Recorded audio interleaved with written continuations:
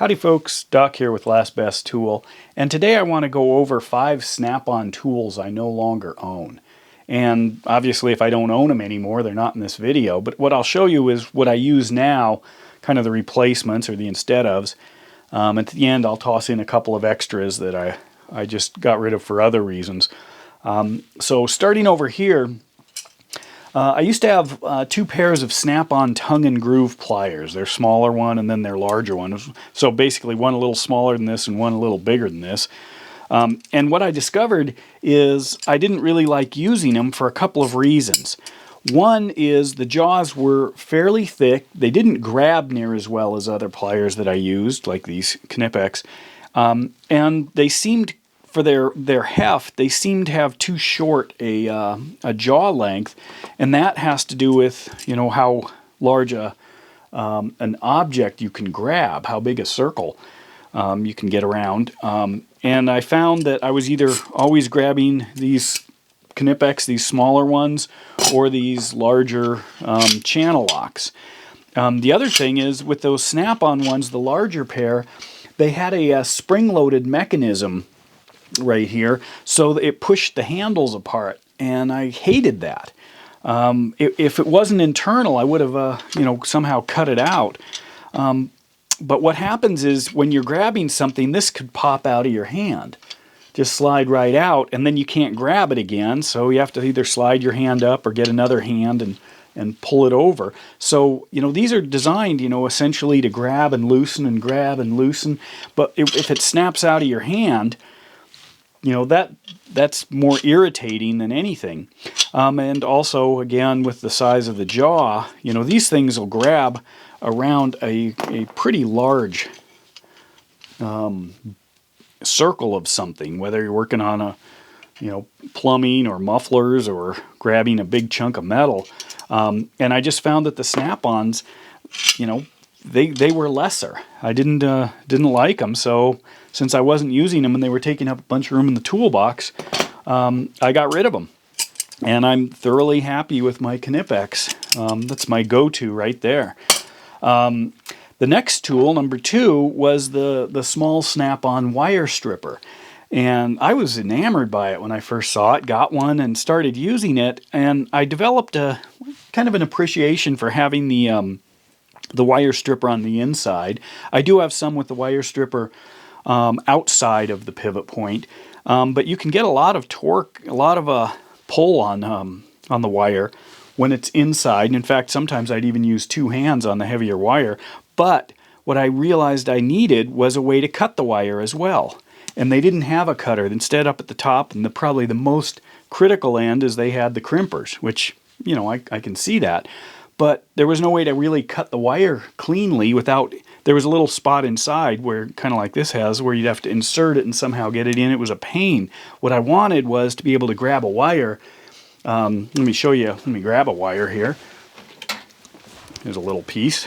So I needed to be able to grab a wire, to snip it, just like that, and then be able to do the, if I can pull this one out, it's pretty hard. There we go. Do the wire strip right there.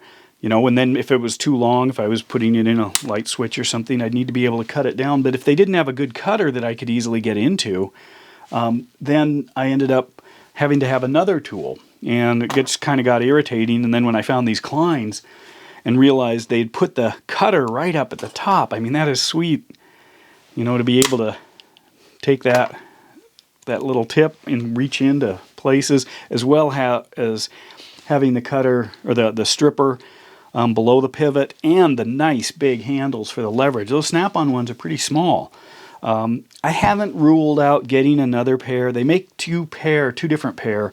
One, you know, it's like 1 or 2 wire stripping sizes different is all. You're into the bigger wires or the smaller wires. But since I got these, I really haven't looked back. So that's why I got rid of the snap-on wire strippers. Third one is I actually used to have 2 snap-on pipe wrenches. I had the heavy iron or steel ones, and they were fine. They were bright red, had a big snap-on, you know, logo on them. But I started using some aluminum ones, and I have a whole set of the well, a whole set meaning 3 of the aluminum ones, including the 18-inch and the 24-inch, and I just found that, just the lightweight, and even just kind of the feel of the handle, that these were just nicer to use. This one's a rigid. My other 2 are rigids. I also have a couple of other brands, like I think a Leeds and something else that live in the garage. But anyway, I started using the aluminum ones. They're so light compared to the steel that I just didn't see a benefit to having the snap-on one that was heavy. Again, it took up a bunch of room in my toolbox, and as far as the jaws and everything, it just didn't seem to be a whole lot different than this. So I ended up getting rid of the snap-on pipe wrench, and I use the rigid aluminum ones now. The fourth thing was I used to have another snap-on tape measure, just a regular one, very similar to this. I like the small kind of form factor, the fit in the hand. It's kind of I feel it's more like an engineering tape measure than a carpenter's tape measure. But the retention wasn't all that great. Sometimes, I could get it to slide in a little bit. It was temperature sensitive. And I ended up hitting this button sometimes when I'm using it, because it's a very easy button to tap. It just didn't seem to be, all that great for a tape measure. I liked it, but friend wanted one, and I just gave it to him. They're not that expensive. But then I stumbled on this one, and what I realized is I missed having the metrics on it. And my other metrics is, I think, a Fat Stanley, and it's not all that great. It's decent, but I like this for being a little smaller. This is a 10-footer, or 3-meter. And because of this, I ended up going back to it, but more for precise and smaller jobs.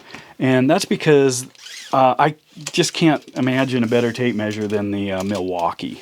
I've got Fat Max, I got Lufkin, I've got Klein. There are some other good ones, but I have a handful of different Milwaukees with magnets and with the tape on the bottom. These studs just are bomb-proof. Nice solid lockup.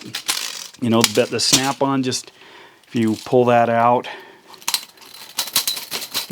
that's not exactly locking up. I can slide this out.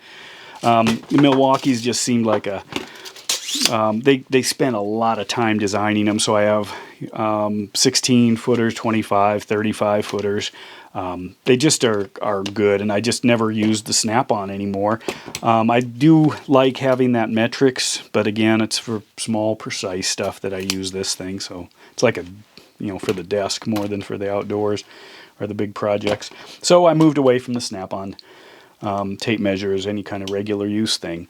And the fifth thing is I used to have a set of snap-on deep half-inch drive chrome sockets. And when I got my impacts, snap-on impacts, I realized I never used the chromes anymore. They took up a big, huge chunk of space in my toolbox. But most of the stuff I used at this size, I would be putting on something like, grab it here, this this Milwaukee impact driver. Or I was using smaller 3/8 stuff. So most of the big half-inch never got used. And then because I didn't use it on the bigger stuff, which is usually automotive, I really didn't have anything it fit that I couldn't use one of these for if I needed to, because almost everything I do is 3/8 or 1/4 inch drive worthy. That's like 17 millimeter or below, and this one starts at 15. So, there's my socket use mostly. But then when I get into a few bigger things, it's nice to have this, and it's nice to be able to use it on the impact. So I sold off my very expensive set of snap-on half-inch drive deep sockets, metric 6-point, and got these. And I haven't looked back. I'm totally fine with them. So those are the top 5 snap-on tools I no longer own.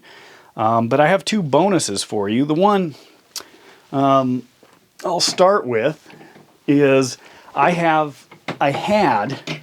a 1/2-inch drive 36-inch extension, and I picked it up used. I don't know why. I thought someday this will come in handy. Well, after, I don't know, a bunch of years, I thought this is kind of a pain to manage. You know, I had it stuck to the side of my toolbox with magnets, and I never had a use for it. I don't know. I don't work on, I guess, dump truck transmissions or whatever they make the thing for.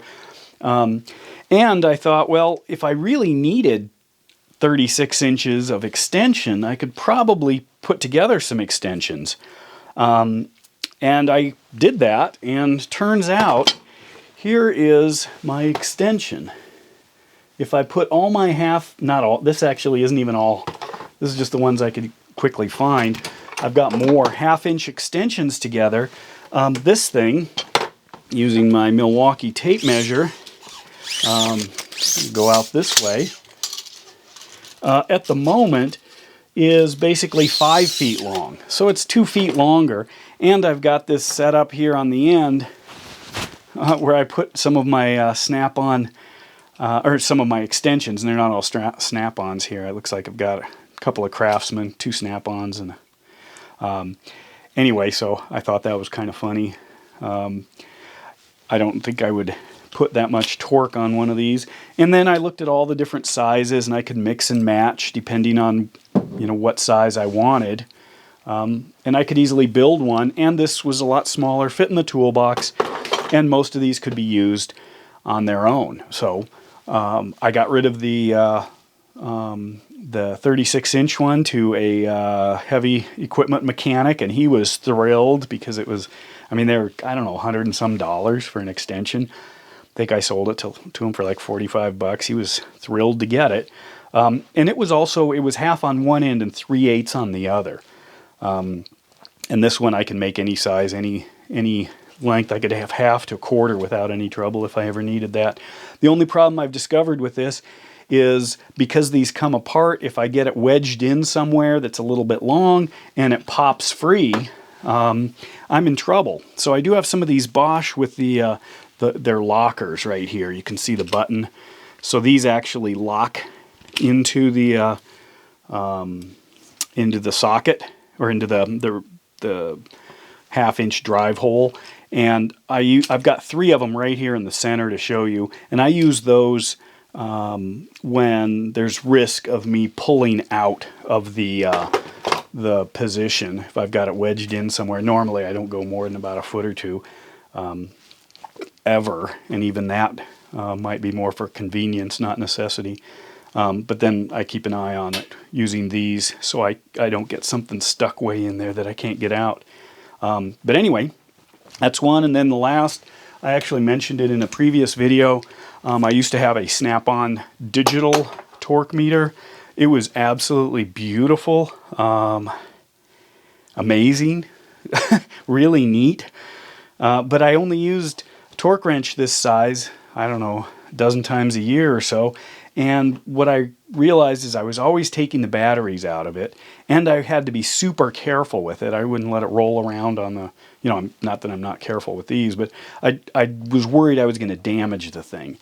You know, it's got some plastic in it, and it's got a, you know, the electronics, you wouldn't want to get it wet. You wouldn't want to drop it or bang it against anything accidentally. And of course, it's got that display window, so it's easy. If you hit that, you could crack it or break it. I just thought, you know, it's worth so much money, and I use it. Let's say I used it 10 times a year. It's $500 torque wrench. You know, is that 50 bucks a use? And for 1 year, you know, if I have it 5 years. But I also worried if I forgot the batteries in it, you know, and they corroded, what would happen?